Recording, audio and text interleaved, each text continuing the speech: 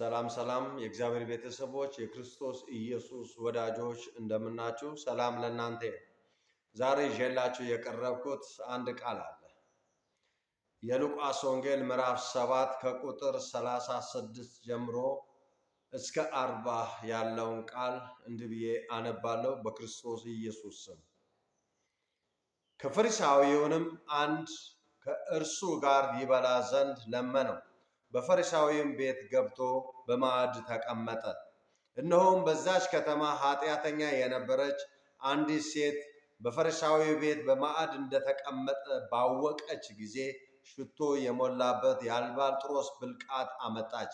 በስተኋላውም በእግሩ አጠገብ ቆማ እያለቀሰች በእንባ እግሩን ታርስ ጀመረች። በራስ ጠጉሯም ታብሰው እግሩንም ትስመው ሽቱንም ትቀባው ነበረች። የጠራው ፈሪሳዊም አይቶ ይህስ ነቢይ ይሆን? ይህች የምትዳስሰው ሴት ማን እንደሆነች እንዴትስ እንደነበረች ባወቀ ነበር፣ ኃጢአተኛ ናትና ብሎ በልቡ አሰበ ይላል። ኢየሱስ ጌታ። ይህች ሴት በመጽሐፍ ቅዱስ ላይ እንዳየነው አሁን እንዳነበብኩት እጅግ በጣም ኃጢአተኛ ነች፣ በደለኛ ነች፣ በኃጢአት ውስጥ የተጨማለቀች ሴት ነች።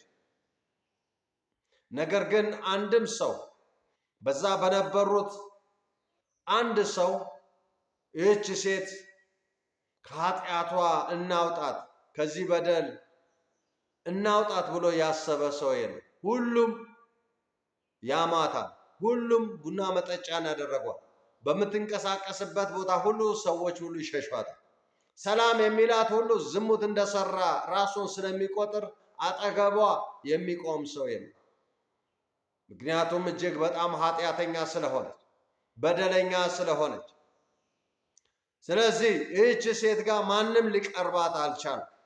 ሁል ጊዜ ሕመሟን ተሸክማ የምትኖር ሴት ነች። ሁል ጊዜ ኃጢአቷን ተሸክማ የምትኖር ሴት ነች። ነገር ግን አንድ ቀን አባታችን አምላካችን ኢየሱስ በዛ ስፍራ ላይ ፈሪሳዊ ቤት በእንግድነት እንደተጠራ ሰማች። በዛ ስፍራ ላይ ተቀምጦ እንደነበረ ስለሰማች ወዲያው ሩጣ ወደ እርሱ ጋር ለመሄደችው በመጀመሪያ የአልባስጥሮስ ብልቃጥ ወይም ሽቶ ገዝታ ወደ ኢየሱስ ጋር መጣች። እንደመጣችም እኔ ኃጢአተኛ ነኝ፣ በደለኛ ነኝ፣ ይቅር በለኝ አይደለም ያለችው። አምላኬ አንተ ፈውሰኝ አይደለም ያለችው። አምላኬ ሆይ ኃጢአቴን ይቅር በለኝ አይደለም ያለችው። በስተኋላው ቆማ ይላል እግዚአብሔር ቃል እግሩን በእንባዋ ታጥቦ ነበር። የኢየሱስ እግር ብዙ ኪሎ ሜትርን ተጉዞ ስለነበረ እግሮቹ እንዳለ እጅግ በጣም አዋራ ጠግበዋል፣ ቆሽሸዋል። ስለዚህ መጀመሪያ በእንባዋ ሁለቱን እግር ማጠብ ጀመረች። ሁለቱን እግር በእንባዋ ካጠበች በኋላ ጨርቅ ስጡኝ አላለችም። የታብስበትን ሴት ልጅ በዛ በአይሁዶች ስርዓት ሴት ልጅ ጸጉሯ ውበቷ ነው። ጸጉሯ ክብሯ ነው። ጸጉሯ ማንነቷ ነው። እኔ ጸጉሬ ክብሬ ነው፣ ማንነቴ ነው፣ የአይሁድ ዘር ነኝ ብላ አይደለም በዛ ስፍራ ላይ የተገኘችው። ራሷን አዋርዳ ነው። ራሷን ዝቅ አድርጋ ነው። እኔ ኃጢአተኛ ነኝ፣ ማልቆጠር ሰው ነኝ ብላ ዝቅ አለች። የኔ ክብር ይቅርብኝ፣ የሱ ክብር ይበልጣል። የኔ ማንነት ይቅርብኝ፣ የሱ ማንነት ይበልጣል። በሱ ፊት ብዋረድ ይሻለኛል ብላ ዝቅ ብላ ያንን በእንባ ያጠበችውን እግር በፀጉሯ ማበስ ጀመረች፣ ማድረቅ ጀመረች። አደረቀችው እግሩን ካደረቀች በኋላ ያንን በውድ ዋጋ የገዛችውን ሽቶ ብልቃጡን ሰብራ እግሩ ላይ ማፍሰስ ጀመረች። አፈሰሰችው እግሩ ላይ። ይህን ስታደርግ እነዛ ፈሪሳውያን ብዙ ነገር ይናገሩታል። ዝቅ ብላችሁ ስታነብ ይህስ ነቢይ ቢሆን እቺ ኃጢአተኛ መሆኗን ባወቀ ነበር እያሉ በውስጣቸው ያንጎራጉራሉ። ኢየሱስ የመጣው ለጻድቃን አይደለም። ኢየሱስ የመጣው ለኃጢአተኞች ነው። ለእኔና ለአንተ፣ ለእኔና ለአንቺ ነው የመጣው። ከላያችን ላይ ሊገፍልን የመጣው ኢየሱስ። ከዛም በኋላ ኢየሱስ አነሳትና አንቺ ሴት ከዚህ በኋላ ኃጢአትን እንዳትሰሪ፣ አሁን እኔ ኃጢአትሽን ወስጃለሁ። አሁን በአንቺ ላይ የሚደርሰውን ማንኛውም ነገር እኔ ወስጀዋለሁ። በሰላም ሂጂ አለ። ሰላምን የሚሰጥ ጌታ ብቻ ነው።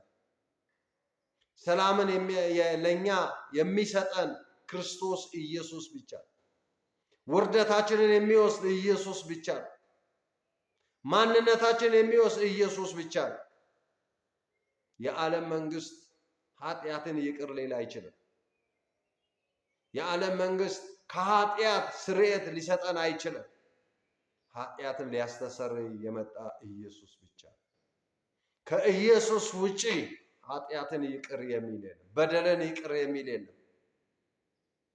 ይህች ሴት ስንት ዓመት ሙሉ በሰው አፍ ውስጥ የገባቸዋን ሴት በዛች ማይክሮ ደቂቃ ውስጥ እግዚአብሔር አምላክ ኢየሱስ ያንን ወደቡን ጠርጎላት ከላዋ ላይ አነሳ። ያንን ቀንበር ከላዋ ላይ ሰበረላት። ያንን መከራ ከላዋ ላይ አነሳላት። ያንን በጫንቋ ላይ የተቀመጠውን ከላዋ ላይ ነቀለላት። ኢየሱስ ጌታ። ዛሬ እንዲህ ብዬ አውጃለሁ፣ በጌታ በኢየሱስ ስም በእናንተ ላይ የሚላክ ማንኛውም ፍላጻ በኢየሱስ ስም የተሰበረ ይሁን። የሟርተኞችን መንፈስ በኢየሱስ ስም ከላያችሁ ላይ ነቀልኩ። የደጋሚን መንፈስ በኢየሱስ ስም ከላያችሁ ላይ ነቀልኩ። የጠንቋይ መንፈስን ከላያችሁ ላይ በኢየሱስ ስም ነቀልኩ። ከዚህ ሰዓት ጀምሮ ስማችሁ በክርስቶስ ኢየሱስ ስም እሳት ይሆን። ደጋሚ የማይችለው ስም፣ ጠንቋይ የማይችለው ስም፣ መተተኛ የማይችለው ስም፣ ሰላቢ የማይችለው ስም በጌታ በኢየሱስ ስም ጸልያለሁ። መርገም ይሰበር። በዚች ሴት ላይ ብዙ ነገር ተብላለች። እኔና እናንተም ብዙ ነገር ተብለናል። ዛሬ ኢየሱስ ከላያችን ላይ ነቀለልን። ስሩ በኢየሱስ ስም ይነቀል። እግዚአብሔር አምላክ ይሄንን ያደርጋል። በጌታ በኢየሱስ ስም አወጅ። ወጥመዱ ተሰበረ። እናንተም አመለጣችሁ። ላመነ ይሆንለታል። እስኪ ወጥመድ ተሰበረ በሉ። እስኪ እኔም አመለጥኩ በሉ። ምክንያቱም ወጥመድ የበሽታ ወጥመድ አለ፣ የአጋንንት ወጥመድ አለ፣ በስራ ቦታ ላይ የወጣ ወጥመድ አለ፣ በአገልግሎታችን ላይ የወጣ ወጥመድ አለ፣ በብዙ ነገሮች ወጥመድ አለ። እግዚአብሔር ግን ሰበረ። እስኪ ተሰብሮልኛል በሉ። በኢየሱስ ስም ተሰበረ። ጌታ ኢየሱስ ከእናንተ ጋር ነው። እግዚአብሔር ድንቅ ያደርጋል። ተባረኩ። በሌላ ጊዜ በሌላ ወንጌል እንገናኛለን። በሌላ ቃል እንገናኛለን። ጌታችን መድኃኒታችን ኢየሱስ ክርስቶስ ሁል ጊዜ ለዘላለም ሕያው ነው። ሕያው ነው። በኢየሱስ ስም ተፈጸመ። አሜን።